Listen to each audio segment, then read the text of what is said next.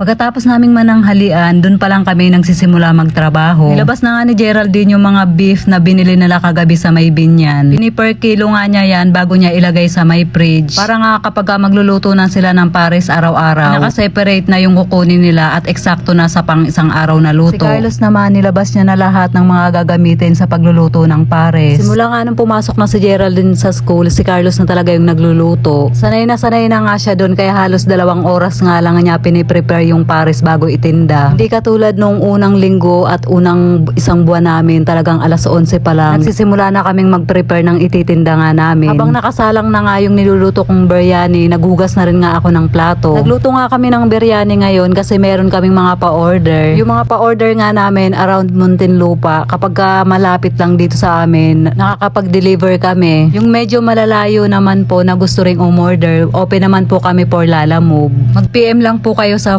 personal account ko or kay Geraldine na account. At gusto ko rin pong magpasalamat sa lahat ng mga umorder at umu-order pa nga. Meron na rin nga po tayong mga repeat buyers galing sa cart kasi nung nakaraan naglagay nga kami ni Geraldine dito sa cart. Nung nasa sukat nga ako, hindi ako nakapagluto. Then yun nga, sabi nga ni Carlos, may nagtatanong kung available pa nga daw yung biryani. So yan na nga, natapos ko na i-prepare yung biryani na i-deliver namin maya-maya. Pagkatapos nga nito, si Geraldine ay gumagawa ng salsa and ako nga naligo na ako. Papunta na nga kami ni Geraldine ng Alabang, sinama nga namin si Tantan at saka si Talia kasi nga bandang alas 4:30 naman. Alis na rin si Carlos para nga magtinda dun sa pwesto niya. Kaya wala na rin magbabantay dito sa 2 bata. Dumaan nga muna kami dito sa may palengke ng Alabang kasi bibili naman ako ng tab dahil naubusan na nga kami. Ang tagal na nga namin hindi nakakapunta ni Geraldine dito kasi nga sabi niya na kami bumibili ng mga panghalo ng pares. Kaya nagulat kami ni Geraldine kasi napakalinis na nga ng Alabang, wala na yung mga pwesto sa may gitna. Dito na siguro lahat sila nakapwesto sa may building na ginawa nga nila dito. Alam ko na din nga kung saan nakapwesto yung binibilhan namin ng plastic dito kaya hindi na rin ako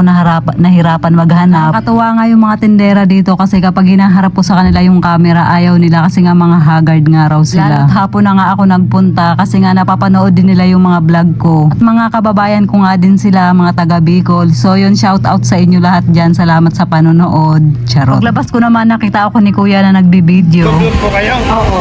Ay, shout out sa 10 million viewers. Ay. Mamalingki ka mo dire. Ay, Bisaya man. Sa may Civic Drive, Pilinbes nga yung punta namin. Sinat na nga ni Geraldine yung kausap niya na umorder sa amin ng 3 pirasong tab ng biryani. Pumasok na nga kami ni Geraldine dito sa building na to kasi dito raw siya nakapwesto sa may information desk. Pagkakita nga niya sa akin, tinanong niya na nga agad ako kung biryani nga daw. Si Geraldine din kasi yung kausap nga nito dahil kay Geraldine sila nag-chat. Thank you. Kaya ko kaya ito, bossing? Kaya mo yan, masarap yan. Kaya lang mabigat sa tiyan.